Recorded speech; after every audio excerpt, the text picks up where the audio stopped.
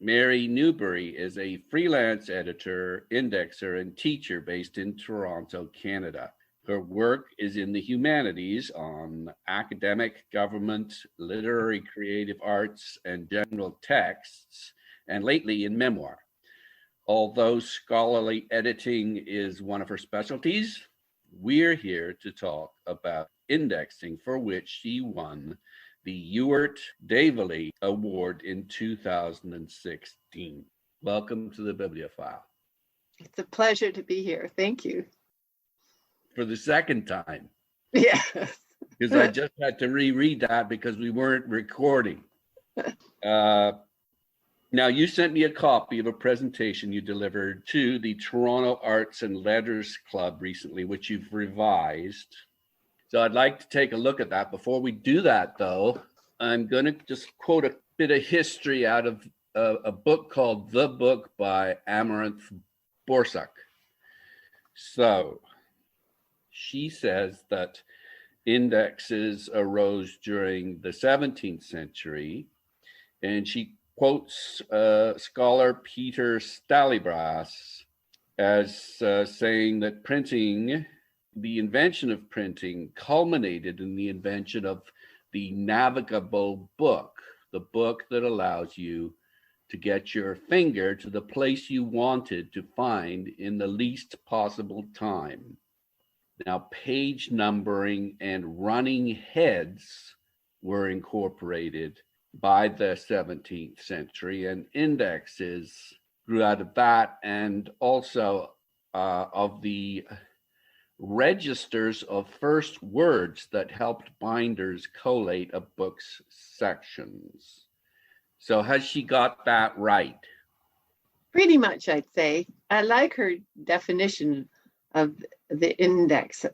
She says the place so you can get your finger to the place. Most quickly, yeah. Yes, which of course is sort of changing now with the ebook, but that's a whole other discussion. Hazel Bell is my go-to person about this sort of history of indexing. She's a really wonderful, quirky indexer from Britain. She's still alive? She's still alive, yeah, she's great. And I think she says she considers Ptolemy to be the first known indexer, creating an index to his first world atlas around AD 150. The first one she's sort of written about was written in 1475 by Machiavelli's father. So I don't know. The index hasn't survived, apparently. But I think those are they're very crude. And I think probably the indexes that Forsyth talks about are much more recognizable as the ones that we would see today. Yeah, and as she suggested, there could have been examples prior to this, but it seems like this was becoming common practice, right? The book that I actually won the prize for was John Evelyn. I want to talk about him. He was the diarist, but he was also an indexer? No, this was his letter books, which were, copies of letters that he wrote.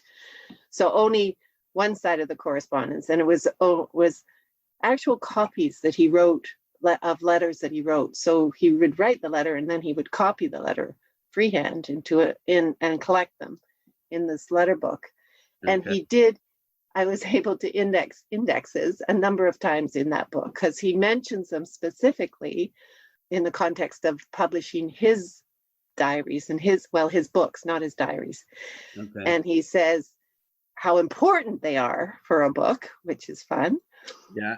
And then he also created rough indexes for his letter book and for his own books and for his libraries and that sort of thing. Okay, so in a way, was he a pioneer, or he just, early evidence that indexing is being taken seriously? Yeah, 1600s, 1700s. So around the time that Forsyth is talking about. That's right, 1620 to 1706. Yeah, so almost exactly within what she's naming as sort of the beginning, or quoting Stalybras. Okay, so why, I'll jump straight to the question, why did your book win the prize? Oh, I'd say a few things. There's a very famous index written by, I'm going to have to remember who it was written by, to his diaries. And it's so really fabulous. The diaries are long, and this index is long, and it's really glorious. Why is it glorious? Well, you can almost read the index as sort of a short version of the book. You know, you're not really supposed to recreate the book in the index, but I do think that an index should give the flavor of the book. If it's a very dry book, then the index can be very dry. But if it's not a dry book, the index shouldn't be dry, because I think when you're looking at the index, you should get a sense of what the book is. So you don't give the book away in the index, but you do give the tone and the sense of the book. And that index certainly does that. And I mean, I think a wonderful index is an index that gives you the forest and the trees. You need to know the big picture of the book, but enough of the trees that you know that you're going to get the details that you want also. So that index, I mean, it was probably, well, certainly longer than any index would be allowed to be today. So a scholar who's a Evelyn scholar would know that index. My index had to have enough of that flavor to be recognizable to somebody, but also be much shorter, and also include references that wouldn't necessarily be of interest to a reader from back at that time. So I can't remember specifically, but I would say, for example, all the deaths of women at childbirth wouldn't necessarily have been something of interest because they would be so commonplace. Whereas the mentions in the letter books, it was extraordinary. When you compile them, as you do in an index, you start to get a real picture of a culture, sort of a cultural history, which is, you know, largely what the letters, or at least one aspect of the letters, which is interesting. And you see that coming up in an index in the way that you lose it if you're actually reading the book. Can you clarify that? Yeah, sorry. So reading one side of a correspondence organized chronologically is really, I think it's quite unsatisfying, right? Because you're reading a letter, all these letters that were written, but you don't get a string at all until you look at the index, right? So if you look at the index and you look under deaths at childbirth, you actually see a picture, a story in that index entry that you would work hard to get when you're actually reading the book letter by letter. And in fact, if you read the book letter by letter, because there's so much spoken about it, that you are likely not to have picked that up unless you go to the index. So you sort of find threads in an index to something like this, which you would struggle to pick up if you actually read the book sort of page by page. Does that make sense?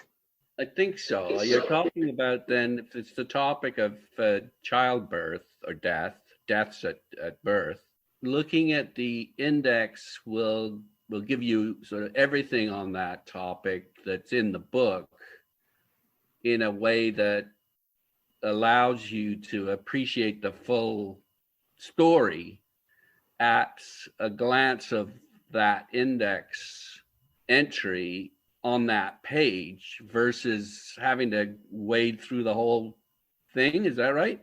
I think that's right. And it may not even be something that if you read the book from sort of page 1 to page 1001 would get lost, because there's so much.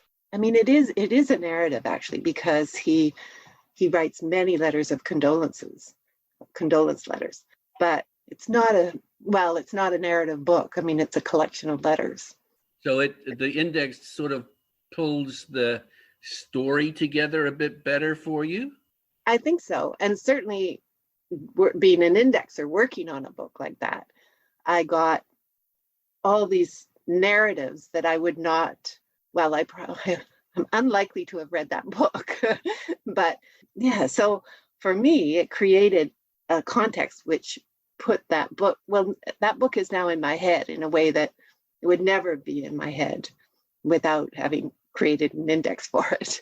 And then, so I sort of hope that if somebody looks at the index, they get a sense of the time in a way that you would be hard pressed to actually reading it one by one.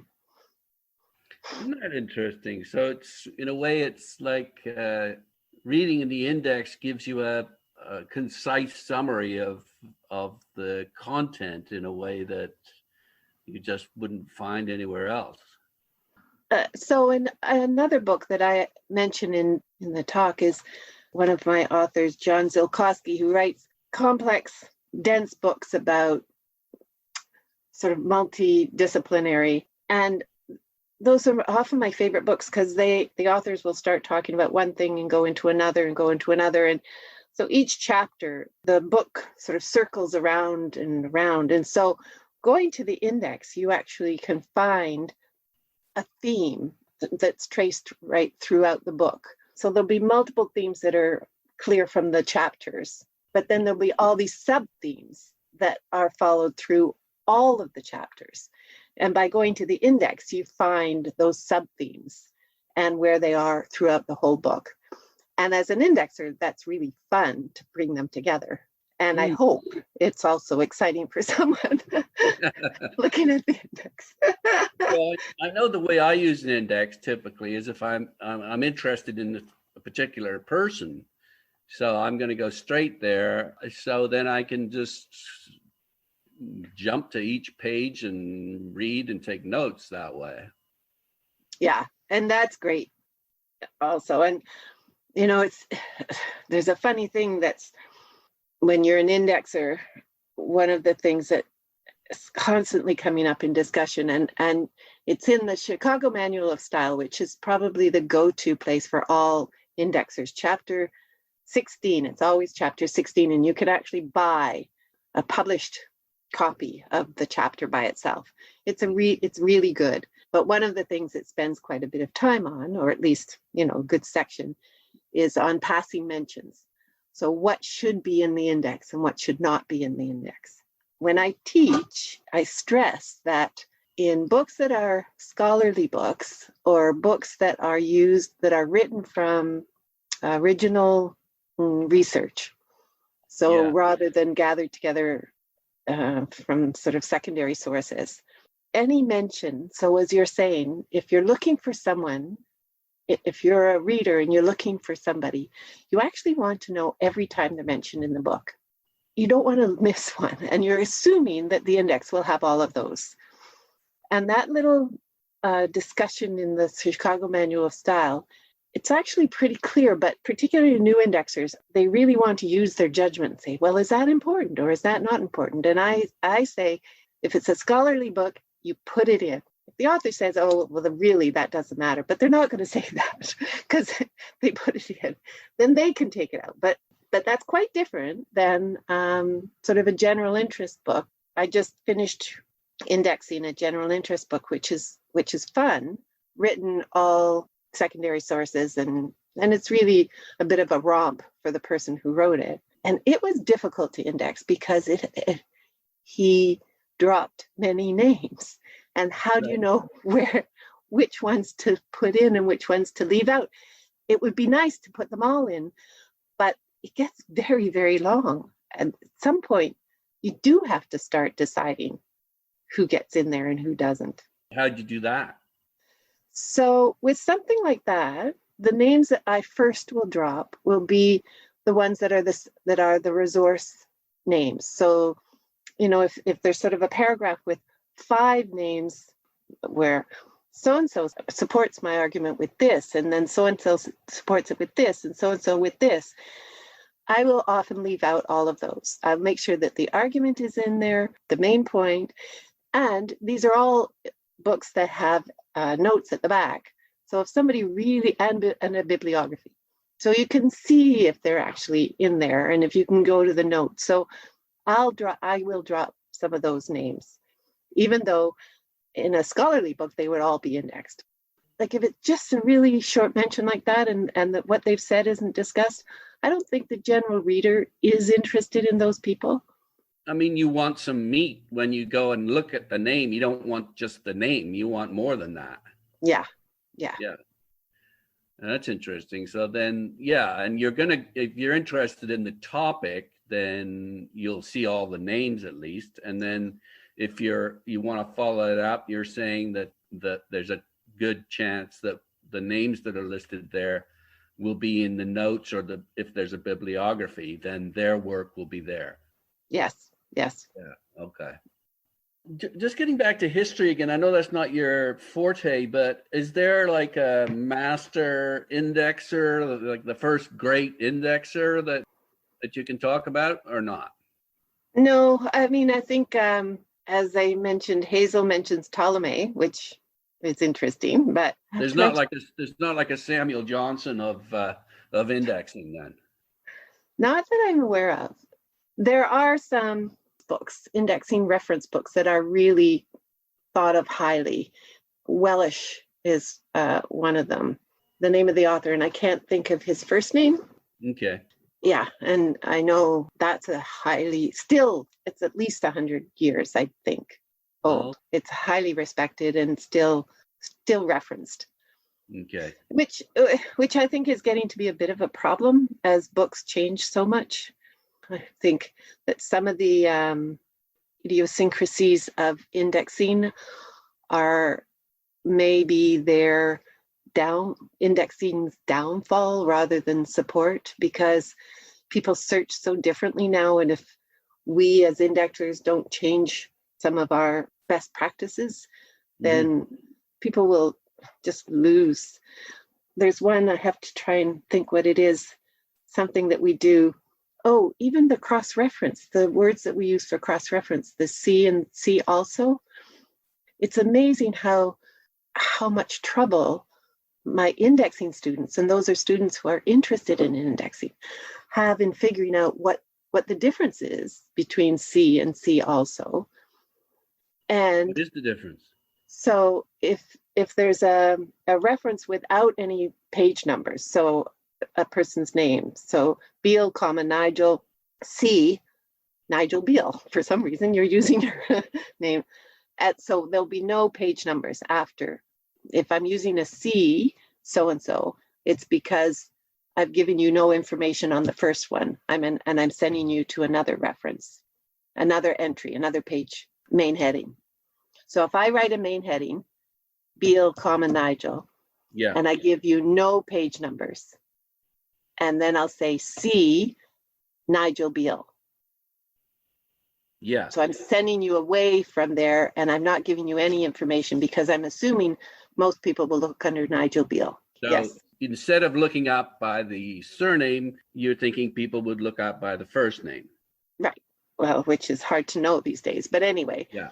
On the other hand, if I've got Beale, Nigel, and I've got a whole bunch of page numbers already, but I haven't put bibliophile, the name of your blog, there because I want to put a bigger entry for your blog.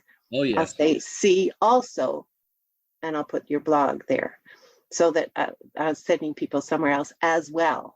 So yes. Two places to look. That's not intuitive for many people. Why isn't it intuitive? I don't know. But the number of people that have trouble with that when I'm teaching indexing. Oh, yes. So you've experienced that. At least half, if not more, of my students have trouble with that. Well, what specifically they have trouble with? Just figuring out when you use just plain C and when you use C also. Okay, so if you just use C on my name because people are going to search the other way with the first name rather than the last name, that's when there's nothing else. But C also would be another part of what I do, for example. Yes, right? Exactly. What's so hard about that? I don't know what's hard about it, but it is hard. It is. Okay. Even the word see. So, for example, one of my colleagues was doing a book, child's book or a young person's book. Yeah. And see doesn't work anymore, or even see also, because it's go to, or what are the words that you use on the internet? You don't use see or see also. Yeah, click here or Yeah. But so she actually used one of those phrases that are more commonly used as a cross-reference. And I thought, and that's right, because if that's how we search now, we have to start changing. Yeah, it's what you're saying, if I understand you correctly, is that there's a set nomenclature for the practice of indexing, and it hasn't been updated in quite a while. That's right. Okay, so let's just look at the process then. The kind of questions that you would ask when you get the finished. How do you get it? Do you get galleys? Do you get manuscripts? What do you get? I get a PDF, Adobe PDF. Okay, and basically that's 100% finished by the author. They're not going to do anything with it. It's now your turn. It's often 99% finished. So, and it depends on the book and the publisher. So a really highly produced art book, it's usually more, so 99%. Because it's expensive to change it, right? It's expensive to change it. And the more illustrations, whenever there's a change, the bigger the shift. So if something gets shifted, oh yes, it changes the page numbers hugely. So by the time I get it, they want it to be. Having said that, I've done quite a few art books that do shift incredibly, and you just have to work with it. Okay. And the indexer always finds errors that haven't been found before. We are the sort of the last person who looks at it. And because we are putting things together from different parts of the book, we often come across errors. A person's name may be spelled different ways throughout the book, and we'll find that. You're kind of copy editing the copy editor. We do the final proofing. Often with a scholarly publisher, we will actually literally be doing the proof, writing the index at the same time the proofing, the final proofing on the typeset is being done, because they're usually, well, they have less money and one thing another. So, and there are still quite a few indexers. Well, at least there are some indexers who still print out or ask for a hard copy of the book rather than work off the screen. I would be one of those. Yeah, I was for quite a while, but I now am quite happy to do it on screen. It's just, it's nice to be able to search it, for one thing. Yeah. Yes, I've become quite comfortable. Indexers will have multiple screens, and like some of them going upwards, or like portrait style rather than landscape. We will have multiple windows open. And some indexers read the whole book first before indexing it. Others just read very slowly. Others read quickly and then tend to go through it, read quickly and enter as they go, and then go through it again. I read it once, but very slowly. So I'll have the PDF on one screen, and on another screen, we have now indexing programs. What they do, they act like a database. So they're standalone. They aren't connected to the PDF at all. So they don't do any searching, or they don't write the index or anything.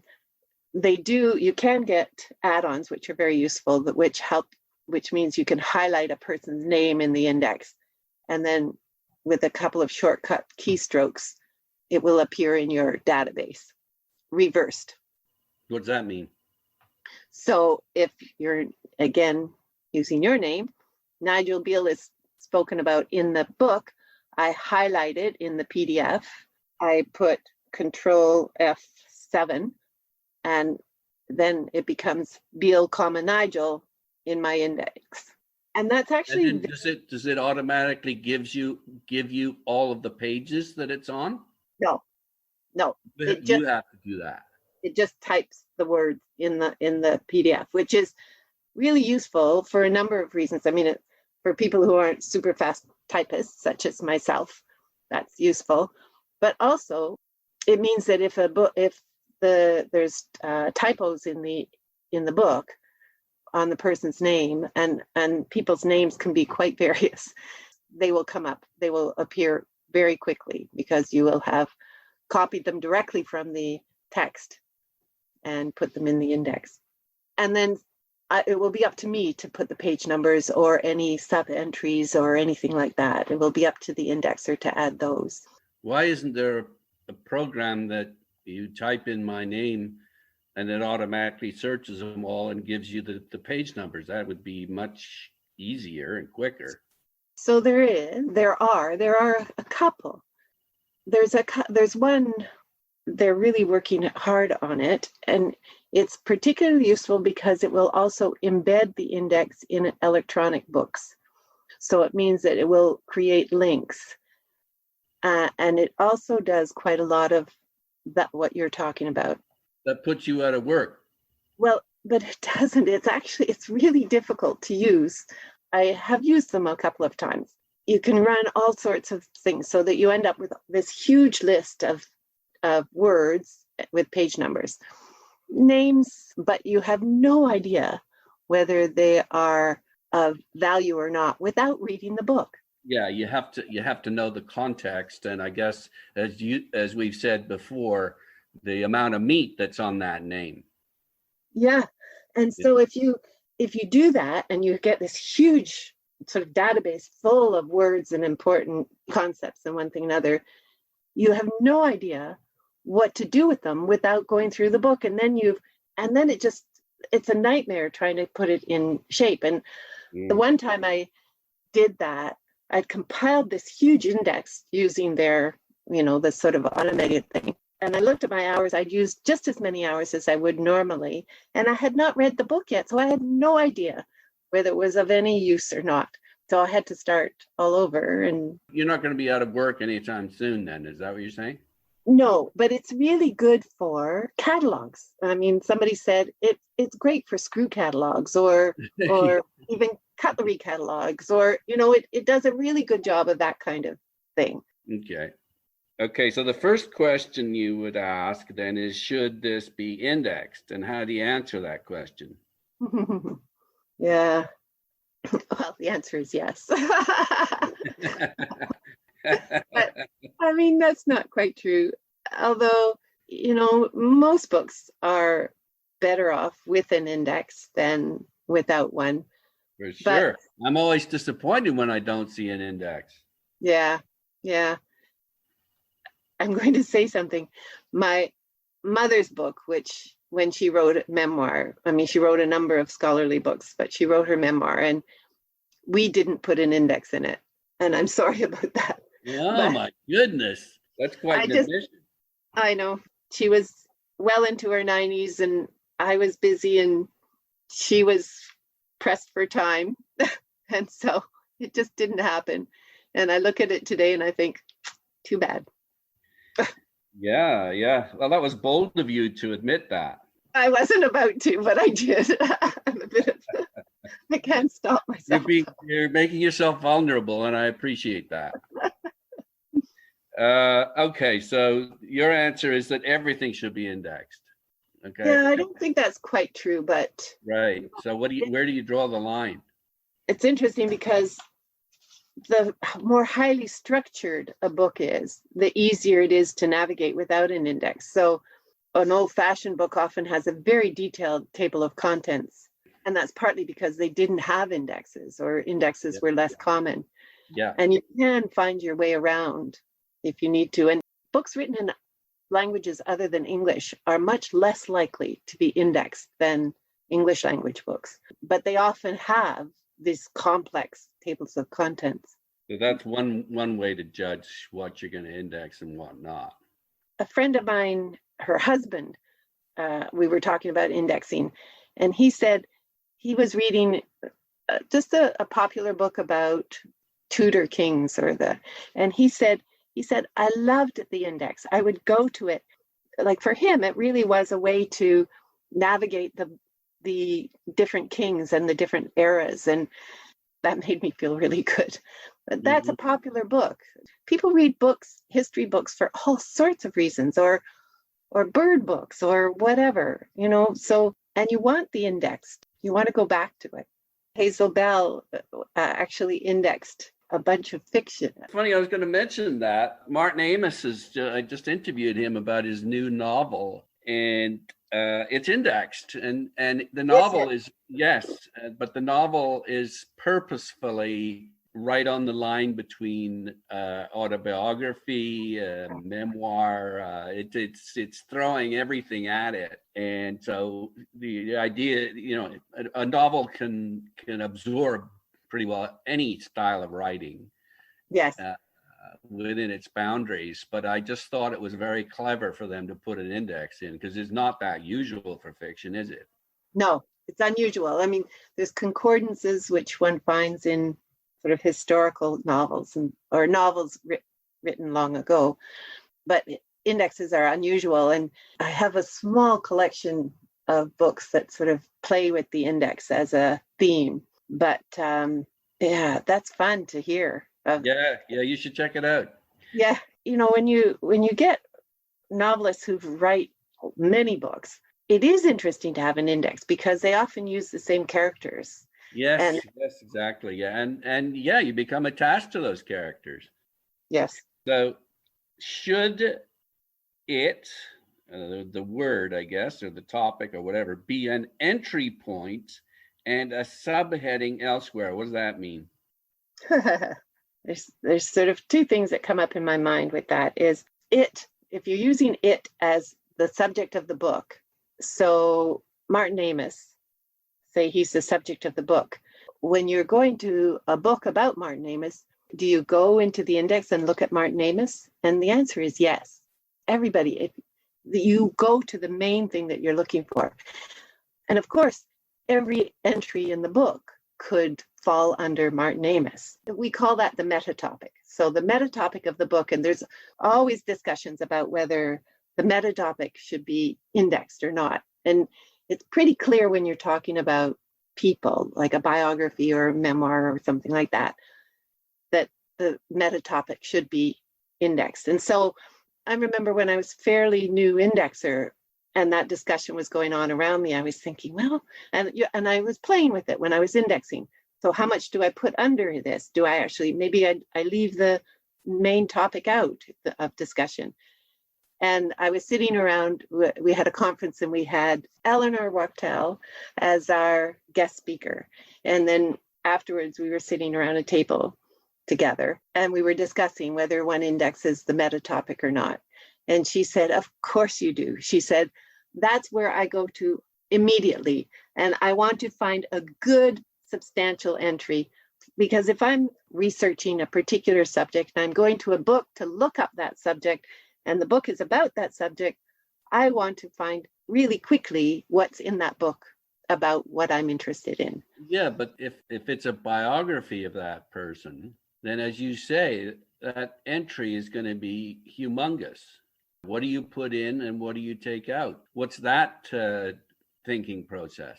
What I always say is you put a good substantial entry there, and it could be, so with the John Evelyn book that I won the prize for, the thing about scholarly books is they're indexed, usually run in, not indented, which is sometimes harder to navigate. But when you have a big entry, you can have the main entry, so John Evelyn, and then a number of sub-entries. And then you get another main sub-entry, which is John Evelyn's books, and then John Evelyn's family life. So you can subdivide the main entry. And each of those subdivisions will also have important cross-references, which will lead you to other places in the index, which are a little sort of further away from directly John Evelyn, his family or his publishers. They take you from the sort of main level context to a slightly lesser connection. And that's so that it also then gives you the structure of the index, so that by the time you've finished looking at the meta topic index entry, you have a pretty good idea of where you're going to go in the index to find the rest of your material. Yeah, so it very much is a time-saving device for the reader, isn't it? Very much. And yeah, it gives you a picture of of what's in the book in a different structure than you get from the table of contents. Yeah. And of course, much more detail. So then you ask, how is this concept going to be searched by those familiar with the author's work? So the difference is familiar with versus people who are new, who are looking at the book without having read it, right? Yeah.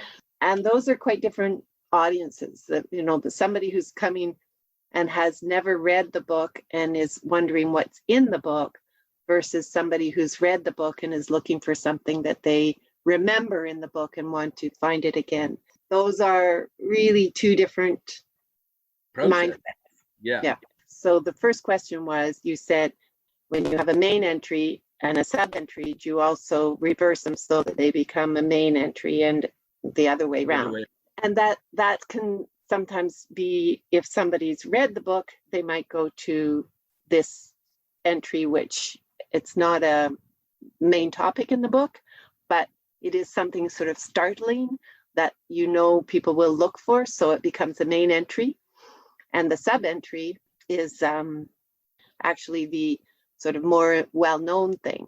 So then you might put what has been the sub-entry as the main entry somewhere else, and this sort of unusual startling thing becomes the sub-entry, because it's not something, this unusual startling thing is not something that someone will go to immediately not having read the book. But it is something that I want people to know is in the book. So you put it under a more well-known topic. Let me use a TRC, a Truth and Reconciliation Report example. That was a big project that you and others worked on, right? Yes. And of course, we felt the importance of it. And there were, I think, 6 of us, 3 English indexers and 3 French indexers. We became a team, not through the publisher, but because we were colleagues and we knew each other. So we sort of subverted the process, but we were thanked for it in the end. Good. But so one of the things that surprised me reading it was how important the role of the competition between the various religions was in really making the residential schools difficult and overcrowded. And you mean there was a kind of a hierarchy? The Catholics were the worst and the Anglicans were not so bad? And is that what you mean? No, the competition was for souls, for the number of people. And if a community had been converted to Catholicism, they managed to get the agreement of the government that they would not go to an Anglican school. And if the community had been converted to Anglicanism, they would not be allowed to go to a Catholic school, which meant that if there was an Anglican school close to a community that was Catholic, they could not go to that school. They had to be shipped 500 miles away to a Catholic school. So it made things much worse in many situations. I had no idea. I'd never heard of this. So I assumed there were other people who had never heard of it and would not look for it in an index entry. So I felt it was important. So I made a main entry for that topic, however I worded it. But How did you word it? I think I called it, because in the book it was called either interchurch rivalry or conflict among churches. But so I knew unless you'd read the text, you would never find that entry. So I made sure that it was either a sub-entry under things like Catholic or Catholic residential schools or Anglican residential schools or crowded schools or whatever. And then it would either be a cross-reference or a sub-entry so that it would become an entry that people would find, but not going directly to it. So you would go directly to it if you had read the book, but you would not even know it was there if you hadn't read the book. Okay. So you have to make it findable through all these different ways to get there. Yeah, so I mean, if I'm interested in what the Catholic Church did, then I would look up Catholic, and then underneath there, I might see conflict with Anglicans, right? Yes, or interchurch rivalry, I think might Sure. have been. Okay. Yeah, that's better. Yeah. Okay, so that's what we talked about, reading it for the first time. And is this concept closely linked to that concept? And that's one of the really fun things. I will find some of my indexing students are really good at making those connections, and others really need to stretch to get it. And as I'm reading as an indexer, I'm always making those connections. And they are You're making a lot of notes while you're reading, obviously. Yes, making notes and making entries and making connections between the entries, which then have to be edited. But yeah, it's what makes it fun as an indexer. Why? Yeah, why? It feels like a puzzle. It's putting things together, which may have not been sort of concretely when the author has directly related them, but clearly it's part of the thought process. It's sort of like ordering stuff. It's shelving it in the right place kind of thing. That's right. That's right. Okay. And you get to do it as an indexer, you get to do it in a three-dimensional way, because you do have to decide which ones are going to be in the sub-entry. But because you're allowed to do this sort of cross-referencing and things, you can also connect it to something else. Just so we're clear, can you just give me a quick glossary of of terms here? So you've got entry point, right? Mm-hmm. So that's the main heading, like the place that you go in the index to find. That's first line. First line. And then you've got subheading, that's fairly clear. And then you've got cross-referencing, which is still pretty clear. And then you've got double posted. So what's that? So double posted is when you have rivalry among churches or interchurch rivalry. So one would be under I for interchurch, and the other one would be under R for rivalry. And you double post when it's a small entry, when you're not taking up a lot of room by, if I put C instead and sent them over to another part of the book, and it takes up just as much room as if I just listed everything there, that's when you double post.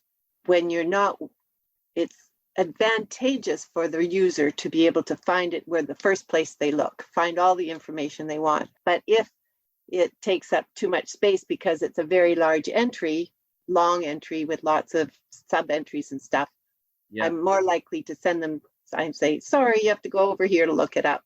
Okay, yeah. So in other words, all the stuff is at one place, but you've also got the other wording at another place, but you tell them to go to where all the wording is. Yes. A double post is where you have all the wording in both places. Okay, so in other words, I guess where space is not an issue, then you can do as much as you want. Yes, I've noticed it with textbooks that I don't index a lot, but textbooks often will have all the wording in all the places because they're there for convenience and they have lots of space and. Yeah. Okay, so then you look at a couple of case studies, and I loved your reference and the description of Nearest Thing to Heaven, the Empire State Building, and American Dreams by an author who I really like, Mark Kingwell. This is Yale University Press, 2006. So why did you include that in your presentation? I love that entry. Well, it was a fun book. It's a wonderful description. And you mean you're talking about the elevators entry? The elevators entry. And the reason I liked it, the title, what's the title of that book again? It's called Nearest Thing to Heaven, the Empire State Building and American Dreams. So elevator is kind of the last thing that came to my mind when I sort of thought about that book. And the picture on the cover has got this this wonderful dreamy picture of the Empire State Building just sort of pitching above the clouds. And yet when you look at, so elevators, and then of course, as soon as I came across elevators, you think, of course, elevators are central, no joke, to skyscrapers. And they run, and then when I looked at the entry, it covers practically, covers the whole book. In elevators are spoken of throughout this book in every context. So in the context of it being constructed, of the context of its design, of the use of it. So you had to line up to get into these elevators. And then he's got a number of anecdotal or descriptions of what it's like in elevators, sort of for rendezvous, riding for health. It's a surprising entry, and yet it covers every single discussion practically in the book. So I think it's a wonderful example of how these index entries sort of can tie a whole book together. I see. Okay. So you've got elevators is the listing in the index, and then you've got closed, and then you show the actual text in the book under closed. So the thing about closed was, when I read this entry, was I was preparing for the presentation, it was the only entry that I'd written that I came across, the sort of only sub-entries that I thought, what does that mean? Like, why have I got closed? And so I had to go and look it up. And it's a wonderful description of how, when it was first, the Empire State was first built, there was a whole huge section of floors that was left empty for years. That makes me want to read the whole book. Yeah. Yes. Yeah, because they just couldn't they were too expensive. They sold up to a certain level, and then it was too expensive for anyone to afford. So they went. But then, as you say in this entry here, they didn't realize that tons of sightseers wanted to see the city, and that they made a ton of money that way. That's right. And those are always filled going up to the very top. Right. Yeah. Okay. Yeah. It's wonderful. It's such a surprising sort of entry. I really liked it. Yeah, me too. Okay, so then you look at General Dallaire's book, Shake Hands with the Devil, I think it was. Yes. So why do you use that one? Well, there was a lot of stress to get that book out before the International Criminal Tribunal on Rwanda in 2004. The editor of the book had died. Yeah, and so it was sort of behind time in getting it ready, and I had to index it before the book was finished. And so they were sending me chapters, and that's really disconcerting to try and put something together that's supposed to do the whole book when you only see it bit by bit, so you don't get a sense of the structure. And I knew it was an important book, so it was nerve-wracking. And there was this one particular meeting which had a number of really important players, and it kept coming up over and over in the book. And I was fairly new indexer at the time. And as I said earlier, there was sort of this thing about passing mentions. So it's the indexer's job not to index too many passing mentions. So I'm thinking, do I index this every time it comes up in the book, although there seems to be almost no new information added at each mention? So I'm thinking, well, I picked them all up, and then I was trying to decide whether I should cut some of them out. And as I say in the presentation, I'm not sure in the end whether I cut any out or I put them all in. And today I wouldn't hesitate. I would just put them all in. It's just the risk of leaving something out is far greater than annoying somebody a little bit by having them go to this and finding the same information, because it was an important meeting, clearly, because it kept being repeated. But and then I remember watching the news of the trial and seeing if anybody was holding the book in their hands. Nobody complained to me. And actually, I know one of my neighbors worked quite closely with General Dallaire, and she took my indexing course just this year actually, and so clearly there was no bad thoughts about my index. That's good. Okay, what about difficult books? Stranger Rape. Why was that so difficult? So these are books, in this case, I'm talking about difficult content, and okay, right, and that was a really difficult. Had a lot of graphic descriptions of violence. And it's an important, big book, but not a book that you want to read unless you need to.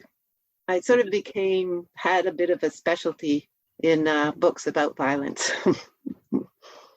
And yeah, that was one. But I talk about, do I mention his name? He was the fellow that worked with me on that book. He was, because again, this was a case where the author died before the book came out. And she died of cancer, sort of not related to the book, but still the book was brought out after her death. And didn't you just say fellow? So the fellow I worked with, she named him as the executor of the book. Okay. I got it. And he was wonderful. He was an older guy who had been in the military, and he had a wonderful dry sense of humor and made some jokes about it, which just kept me going. Here's a question then. Does the content of the book affect the way the fact that you were disturbed about this, do you find that sort of influencing the way you might index things, giving you a bias? The bias stuff is really hard. My goal is to create a book that reveals the bias of the author, not the bias of the indexer. Of course, yeah. But there are some people who argue that an index should not reveal any bias. And I think that if a book is a polemic or, it should, that should be obvious from the index. Extend the argument. Yeah, and it should, if you're going to get a book and you want it to display one bias or another, or you don't, but it doesn't, that isn't revealed in the index, that's not fair, and that's not a good index, I don't think. So I think an index should not be neutral in that sense. I think it should reflect the book.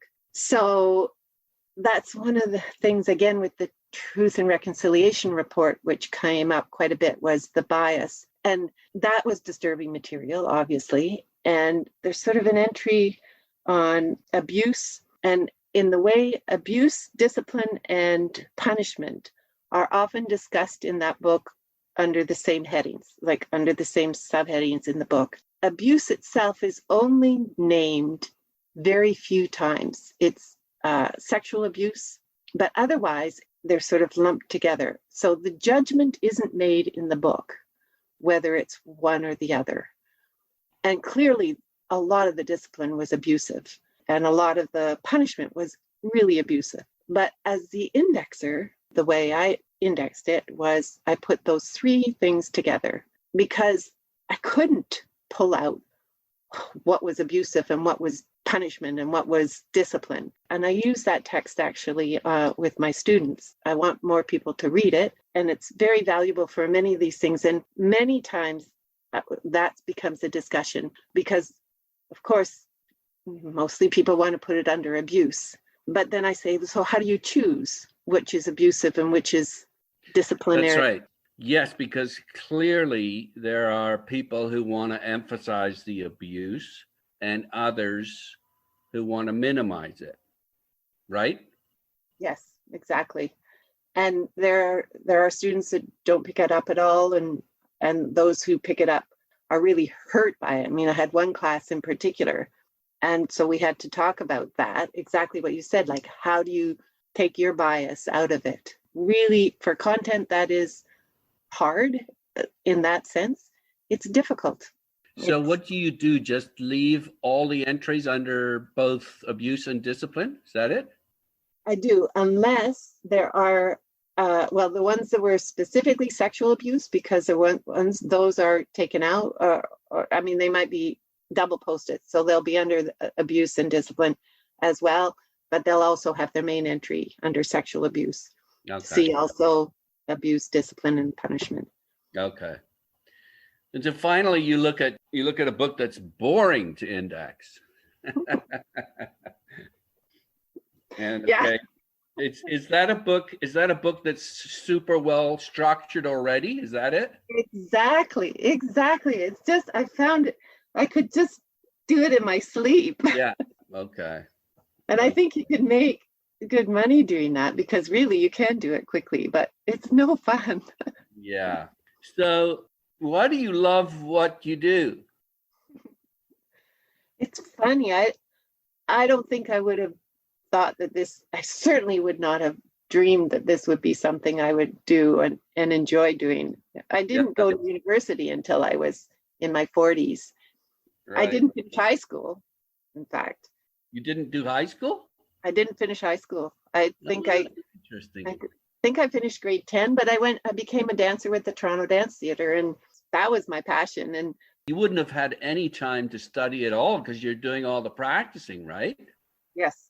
And I became a teacher with the Toronto Dance Theatre quite early. And but by the time I was 22 or so, I was no longer a dancer, and I was doing all kinds of other things. And I didn't even consider going to school. And I got back, they let me into university directly because of my dance background. Joyce Ann Sidimus started the Dancers Transition Center at the University of Toronto, and they started letting dancers in like just directly. As long as you did well in your first course, then you could do anything. You didn't answer the question, though. Oh, sorry. What was the question? So what do you like? What do you love? Why do you like doing it? Yeah, I like it. I like it because I'm good at it, and it's creative. So copy editing, which I do some of, I do structural editing, which I'm also good at and enjoy, and also a certain amount of creativity. Copy editing, I'm sure it's creative too, but there's a lot of rules, and you have to know those rules and you have to follow the rules. Indexing has guidelines and much fewer rules. And I guess I'm better at creating my own rules than I am at following them. And I'm a careful reader, I'm a good reader. So somehow it used the things that I'm good at, and I developed the skills at it. So yeah, it's a really odd thing. That sort of element of creativity is kind of unexpected, I think, in something like indexing. Yeah, creativity isn't something you typically associate with indexing. No. But that's great to hear. It's a whole new way of reading, it seems to me. Just in closing, can you just drill down on that a bit? Like how do you read?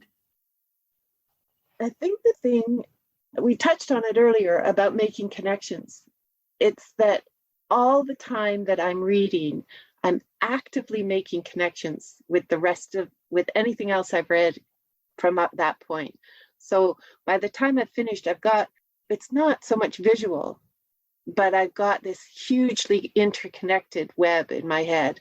And you really do, an indexer does hold the whole book in their head for as long as they're doing the index. And then, I mean, for me anyway, the book can leave pretty quickly afterwards. But as long as I'm doing the book, I will remember everything, or little snaps of it will remember enough to make those connections. So it's about making connections the whole way through. And that's what I find really exciting. The thing I noticed as I started doing it, because I was never considered my memory that great, never considered my memory of names that great. But certainly since I started doing this, I'm better at names. And I will remember a last name first, and then I'll remember the first name, like you index a name. But yeah, all the little connections. And that's what reading like this is. An indexer's reading is about making connections. Yeah, I'm put in mind of a kind of a spider's web, or even a brain, the actual brain itself. Yeah. Well, I knew this was going to be interesting, but I had no idea it was going to be this interesting. Thank you so much for explaining what you do. Thank you, Nigel. It's I have such pleasure doing this, so thank you. Okay, so I have been speaking to Mary Newberry, who is a freelance editor, indexer, and teacher based in Toronto, Canada. So how can people find you? I have a website. If you Google Mary Newberry Editorial or Mary Newberry Indexer, you'll probably find me. Thank you, Mary, again for a great conversation.